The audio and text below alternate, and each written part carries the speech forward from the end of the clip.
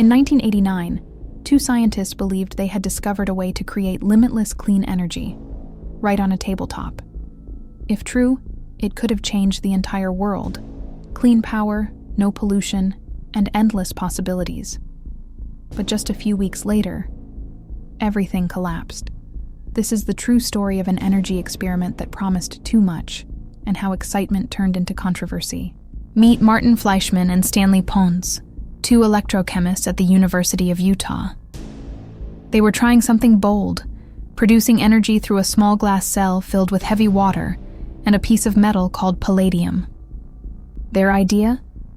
If they could make the atoms inside merge together, it could release massive energy, the same process that happens naturally inside stars. In March 1989, they held a press conference and announced their success. They said they had achieved what no one thought possible, a powerful energy reaction at room temperature. The news spread like wildfire. "Endless clean energy," shouted headlines across America. For a short, breathless moment, the world believed the energy crisis was over. We were on the verge of a new age, powered by a tiny jar of water. So, how did this supposed miracle work? Their setup looked incredibly simple. A small glass jar of heavy water, which is a special kind of water with an extra neutron. Inside, they placed a metal rod made of palladium, a metal known for its unique ability to absorb hydrogen. Then, they ran an electric current through it. They claimed that as the current flowed, the hydrogen inside the heavy water was forced to squeeze into the palladium rod.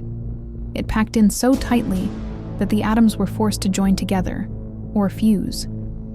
This fusion, they said, released a tremendous amount of heat, far more than any normal chemical reaction could ever explain.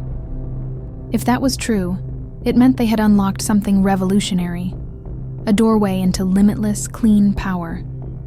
Naturally, universities and top laboratories around the world, from MIT and Caltech to Los Alamos, rushed to repeat the experiment. Everyone wanted to see if it was real. Before any scientific paper was peer-reviewed, the University of Utah held a massive press event. The reaction was explosive, not in the lab, but in the media. Talk shows, newspapers, and even some scientists immediately hailed it as the discovery of the century. The US press made grand comparisons, putting it on par with splitting the atom or the invention of electricity itself. The public imagination went wild. People genuinely believed we had found a new kind of power, one that could light up entire cities and never, ever run out. It was a dream come true. But as other labs started testing the same idea, they began to notice something strange. The dream wasn't adding up. Scientists everywhere were trying to copy Fleischmann and Pons's results, but they hit a wall. Nothing matched. A few labs reported seeing a tiny bit of extra heat, but most saw nothing unusual at all. Even more confusing, no one could detect the telltale byproducts, like neutrons, that should appear in a powerful nuclear reaction.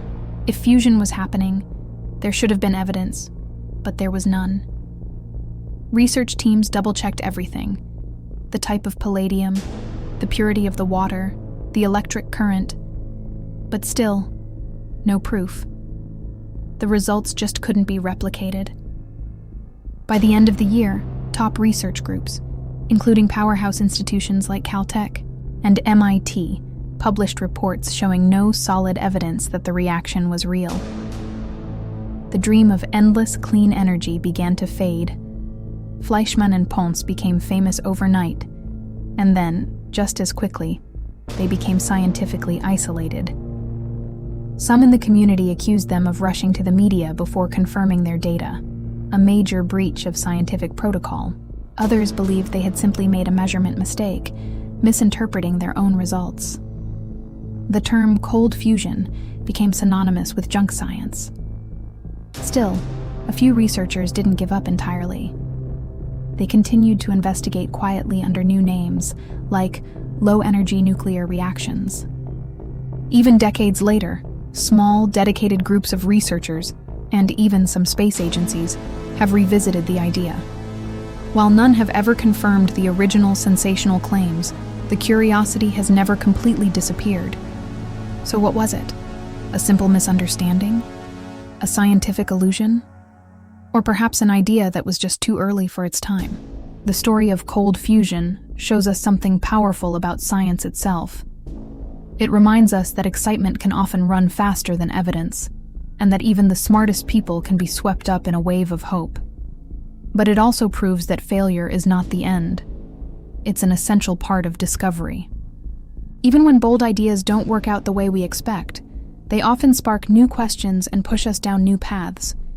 Because of experiments like this, researchers today are exploring new materials, developing new forms of clean energy, and have learned better ways to rigorously question their own results.